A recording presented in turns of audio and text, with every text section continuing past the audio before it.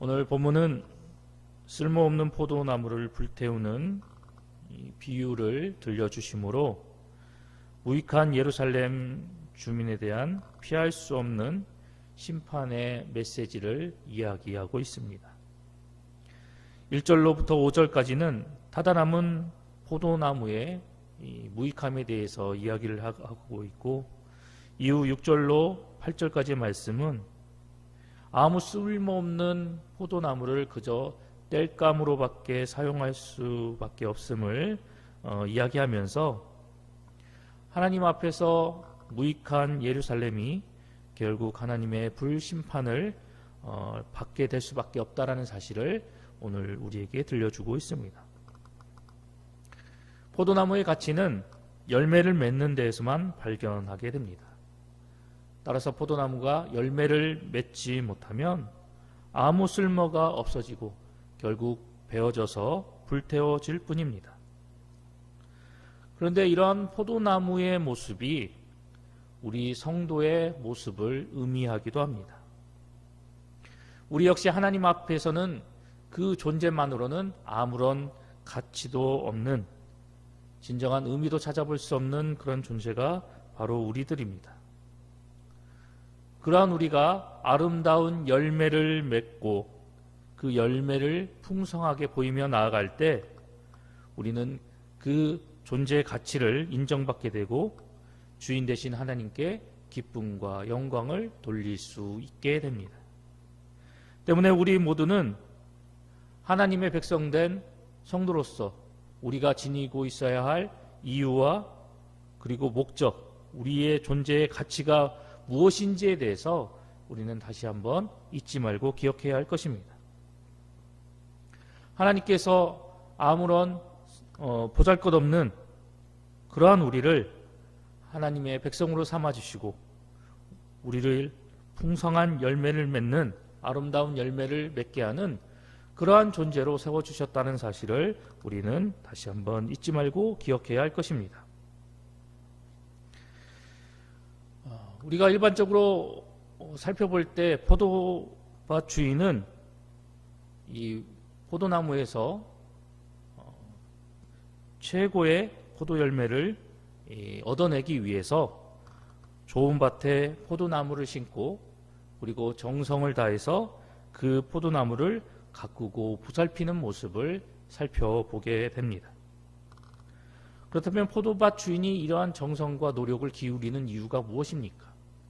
그것은 앞에서도 말씀드렸지만 포도나무의 열매 때문입니다.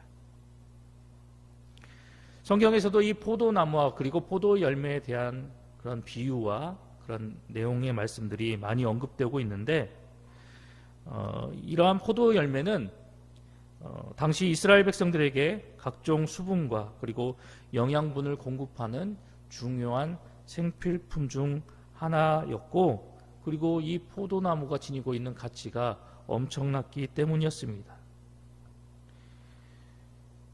때문에 이 포도 열매는 이 나무가 가지고 있는 그 무가치함을 잊게 할 만큼 귀한 가치를 지니고 있었기 때문에 성경에서도 이러한 가치를 지니고 있는 포도나무에 대해서 자주 언급되고 이것을 통해서 비유로 말씀하고 있으며, 실제적으로도 이 포도밭 주인은 이러한 포도 열매를 얻기 위해서 포도나무를 귀하게 여기고 그리고 잘 가꾸고 보살펴 오는 모습을 우리가 보게 되는 것입니다.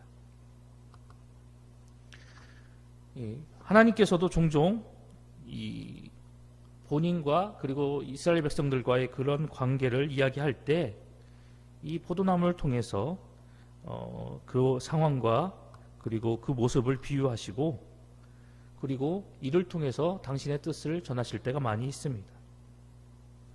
하나님은 이스라엘을 자기 백성으로 택하시고 그리고 젖과 꿀이 흐르는 가나안 땅으로 인도하셔서 그곳에서 그들이 하나님의 은혜와 복을 누리며 살아가게 만들어 주셨습니다. 그런데 하나님께서 이스라엘을 자기 백성 삼으시고 이 젖과 꿀이 흐르는 가나안 땅으로 인도하신 목적이 무엇입니까? 그것은 바로 오늘 본문에서 비유를 하고 있는 것처럼 하늘 백성된 이스라엘이 정말 하나님께서 귀하게 여기시고 그리고 애써 보살핀 그런 포도나무처럼 하나님 은혜 안에서 풍성하고 아름다운 좋은 열매를 맺기를 기대하셨기 때문이었습니다. 이러한 기대와 이러한 바람 가운데 하나님은 그들을 가나안 땅으로 옮겨주셨고 그리고 그곳에서 하나님의 기대에 부응하는 그런 아름다운 모습으로 하늘 백성의 모습으로 하나님 앞에 나오기를 원하셨던 것입니다. 들포도나무와 같이 보잘것없었던 그 이스라엘을 가나안이라는 좋은 포도밭으로 옮겨주셔서 그곳에서 극상품의 포도 열매를 맺는 그런 귀한 포도나무로 자라나가기를 바라고 소망하셨기에 하나님은 이스라엘을 이러한 은혜와 보살핌 가운데 이끌어 주셨던 것입니다. 실제로 이스라엘은 하나님의 지키심과 보호하심으로 인하여 다른 그 어떤 민족이 전혀 받지도 못하고 누리지도 못했던 놀라운 은혜와 축복을 누리게 되었습니다. 그런데 이렇게 하나님께로부터 엄청난 기대와 그리고 소원을 한 몸에 받았던 그 이스라엘의 현실은 어떠하였습니까?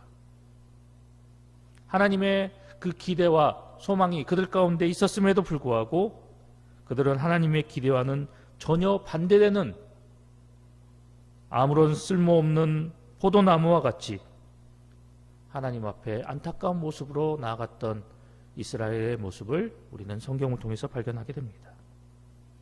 하나님은 자기 백성 이스라엘이 하나님 앞에서 아름다운 열매, 풍성한 열매를 맺는 포도나무와 같이 나오기를 원하셨지만 그들은 이러한 하나님의 기대와는 반대로 쓸모없는 열매를 맺거나 아예 열매를 맺지 못한 무익한 존재로 전락해버리고 말았습니다.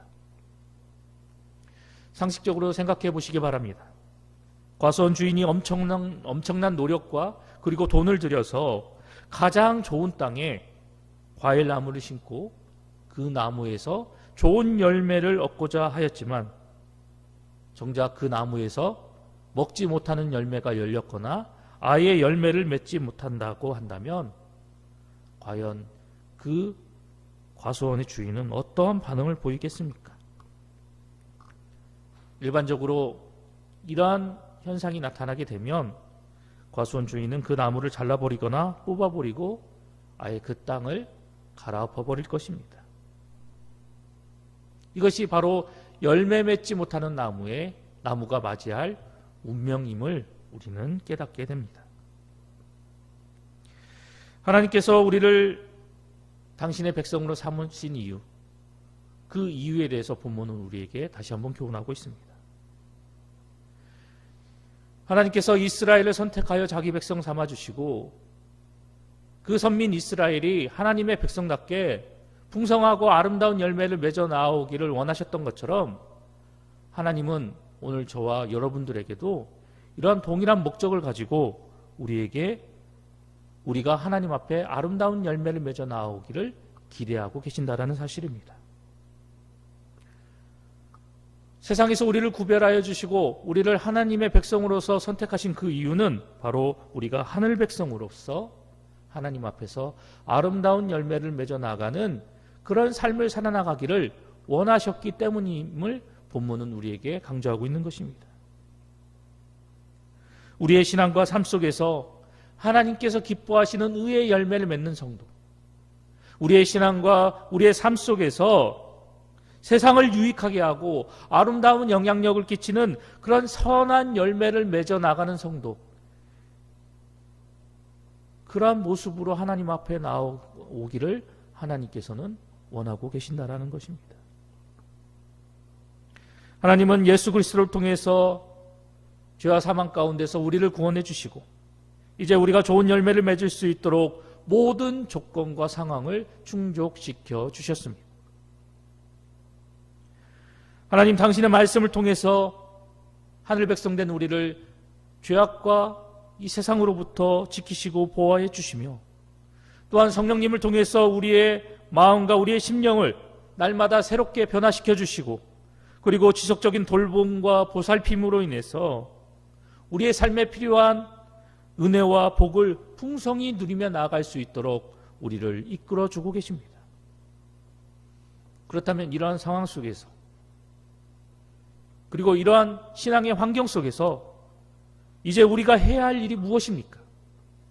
그것은 마땅히 하나님의 기대에 부응하여 우리의 신앙 속에서, 그리고 우리의 삶 속에서 하나님께서 기대하시고 그리고 하나님께서 원하시는 좋은 신앙의 열매, 아름다운 삶의 열매를 풍성히 맺어 나아가는 것입니다.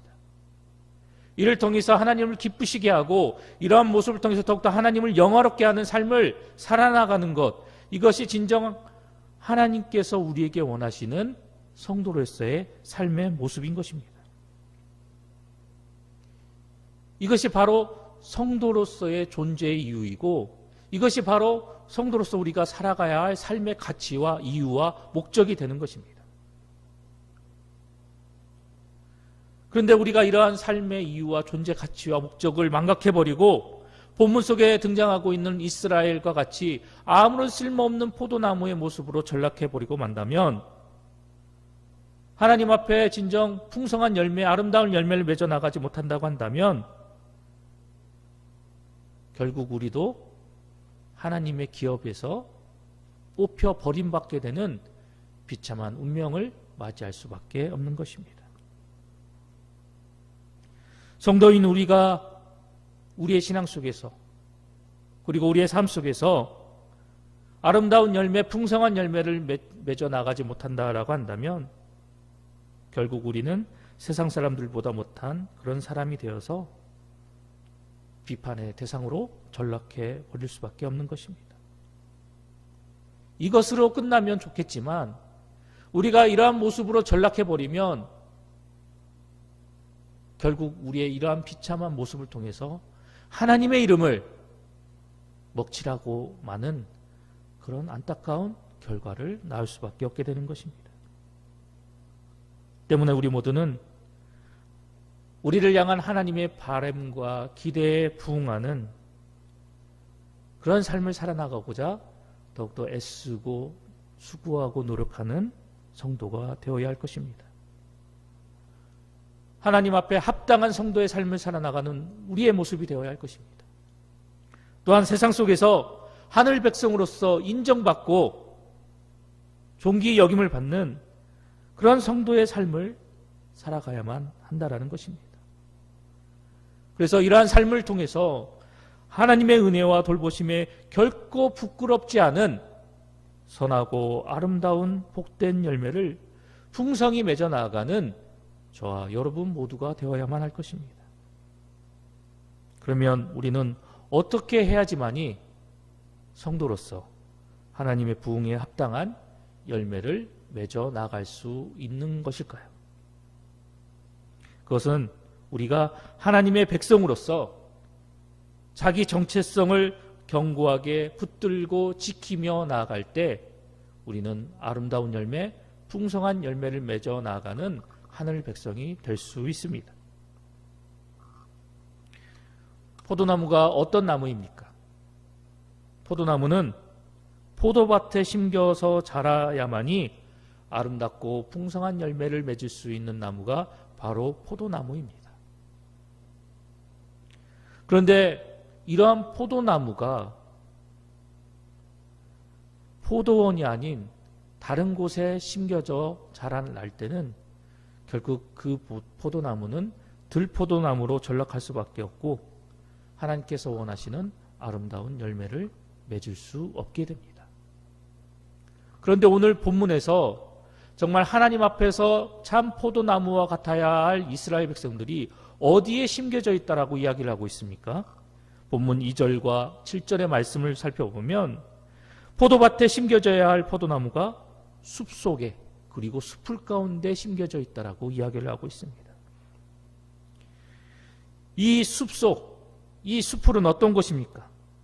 이것은 영양분도 적고 다른 들풀과 넝쿨이 뒤섞여져 포도나무를 들포도나무로 변질시킬 수 있는 위험한 장소입니다. 이곳에서 열매를 맺는다 하더라도 무가치한 열매를 맺을 수밖에 없으며 심하면 열매를 맺지 못할 그런 장소가 바로 숲속이고 숲풀인 것입니다. 앞서 말씀드렸던 것처럼 포도나무는 농부의 세심한 손길과 그리고 풍성한 영양분을 공급받을 수 있는 포도밭에 심겨져야만이 포도나무로서 포도밭 주인이 원하는 아름다운 열매를 맺어 나갈 수 있게 됩니다. 또한 잡초와 수풀이 들어올 수 없는 견고한 울타리가 둘러쳐져 있는 그 포도밭 안에서 뿌리를 내리고 그곳에서 영양분을 섭취하고 그곳에서 주인의 보살핌을 받으며 온전히 자라나갈 때만이 포도나무는 아름다운 열매를 맺으며 나갈 수 있게 되는 것입니다. 이것이 포도나무가 보일 마땅한 모습이고 포도나무가 지녀야 할 고귀한 정체성임을 성경은 우리에게 교훈하고 있습니다. 요한복음 15장에서 예수님이 우리에게 뭐라고 말씀하고 계십니까?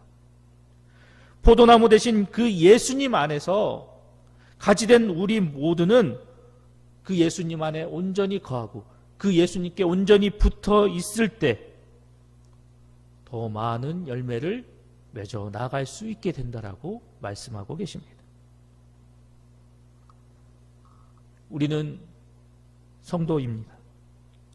그리고 크리스천 그리고 그리스도인이라 불림을 받는 사람들입니다. 그런데 이 성도라는 단어, 이 그리스도인이라는 단어를 다른 말로 표현하면 어떻게 표현할 수 있을까요? 그것은 바로 그리스도 예수께 붙어있는 사람들이다라고 표현할 수 있을 것입니다. 이것이 우리의 거룩하고 복된 정체성이다라고 성경은 다시 한번 우리에게 강조하고 있습니다. 하나님께 단단히 붙들림 받은 사람들, 예수 그리스도에게 온전히 붙어있는 사람들, 그것이 바로 우리의 고귀한 정체성이다라는 것입니다. 우리는 가지된 사람들로서 포도나무 대신 그 예수님과 그분의 말씀 안에 온전히 붙어있고 온전히 거하는 그러한 신앙과 삶을 살아나가는 사람들이 되어야 합니다.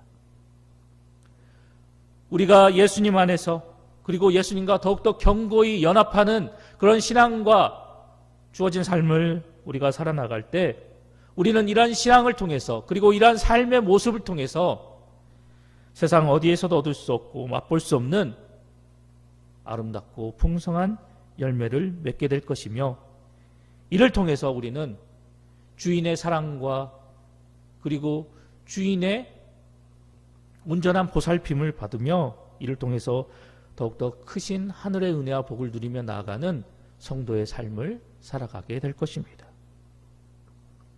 오늘 우리에게 주신 이 말씀 앞에서 나는 하나님께서 원하시는 참 포도나무의 삶을 살아나가고 있는가? 이를 통해서 하나님이 원하시는 아름답고 풍성한 열매를 맺으며 나아가는 그런 하나님의 백성인가? 다시 한번 우리의 모습을 되돌아보고 살펴보아야 할 것입니다. 오늘도 우리에게 주신 이 말씀과 그 말씀 속에 담겨져 있는 교훈을 기억하면서 하나님께서 원하시는 아름답고 풍성한 열매를 맺는 포도나무 된 성도의 삶을 통해서 오늘 하루도 더욱더 하나님을 기쁘시게 하고 하나님을 영화롭게 하는 봉상의 모든 성도님들이 되시기를 간절히 소망합니다.